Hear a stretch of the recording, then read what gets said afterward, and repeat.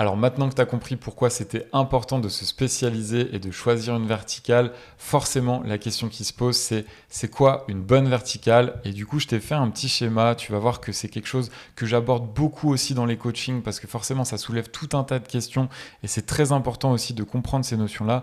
Mais qu'est-ce qu'une bonne verticale dans un business de vidéo? J'ai essayé de le classer on va dire en 5 critères qui sont systématiquement des critères qui reviennent sur une bonne verticale dans le secteur de la vidéo. Parce que forcément, toutes les industries ne sont pas les plus sexy, on va dire, à développer. Je te prends par exemple un cabinet d'expertise comptable, des avocats, ce genre de choses. Forcément, ça ne va pas cocher tous ces critères-là. Donc, c'est quoi une bonne verticale? Une bonne verticale, ça va être déjà une verticale qui va avoir un indice de spectacularité haut, c'est-à-dire que ça va être une industrie qui va être esthétique. Clairement, il faut que l'industrie que tu vises, c'est-à-dire le secteur d'activité dans lequel tu voudrais te positionner, il soit ultra visuel. Je te donne l'exemple de la restauration avec ce côté food porn. Ça peut être dans l'immobilier avec des villas de luxe, etc., etc. Il faut que ça soit très visuel pour que ça marche le plus possible. Donc, regarde ce premier critère. Est-ce que la verticale que tu veux développer est visuelle et a un indice de spectacularité haut?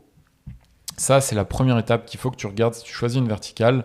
Ensuite, il va falloir que tu te questionnes sur la récurrence des besoins.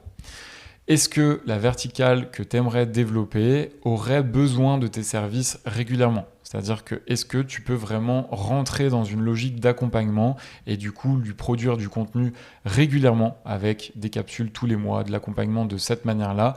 Est-ce que la verticale que tu veux développer a besoin de tes services? Ensuite, ce qui est très intéressant à vérifier, c'est est-ce que toi, tu peux venir raconter tout un tas d'histoires en continu? C'est-à-dire que est-ce que tu n'auras pas trop vite fait le tour? Finalement, si tu t'embarques dans une industrie, une verticale, est-ce que finalement tu vas pouvoir faire du storytelling en continu, c'est-à-dire écrire, raconter tout un tas d'histoires, faire tout un tas de contenu vraiment à l'infini pour pouvoir continuer d'accompagner en fait ces clients-là dans cette industrie et encore une fois rentrer dans cette logique de MRR. Je sais que j'en parle souvent, mais c'est vraiment important cette logique où tu vas pouvoir facturer et encaisser en fait tous les mois tes clients.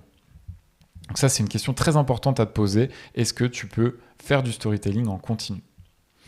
Bien entendu, vu qu'on l'a vu dans le positionnement, il faut que la verticale que tu cherches à développer, tu puisses avoir un impact direct sur la croissance, c'est-à-dire que tu puisses permettre à cette industrie de lui ramener des nouveaux clients ou alors de lui ramener de nouveaux talents. Ça, c'est très important de le regarder, forcément, parce que sinon, tu ne pourras pas rentrer dans cette logique de positionnement qu'on a vu au préalable et donc être différenciant, encaisser tous les mois, avoir de la stabilité, etc., etc. Et pour finir, important, mais c'est le nerf de la guerre, c'est très essentiel à tout ça, c'est est-ce que l'industrie dans laquelle tu vas aller a des budgets marketing solides? Est-ce que les entreprises que tu vas justement accompagner ont les moyens de s'offrir tes services? Forcément, si la réponse est oui, si la verticale en tout cas coche tous ces critères, forcément, tu vas pouvoir derrière on va dire la développer de la manière la plus intelligente possible, pouvoir accompagner ses clients dans cette industrie, leur permettre de faire toujours plus de croissance et encore une fois, facturer très cher pour les services que tu vas pouvoir commercialiser derrière, encaisser tous les mois et développer ton activité.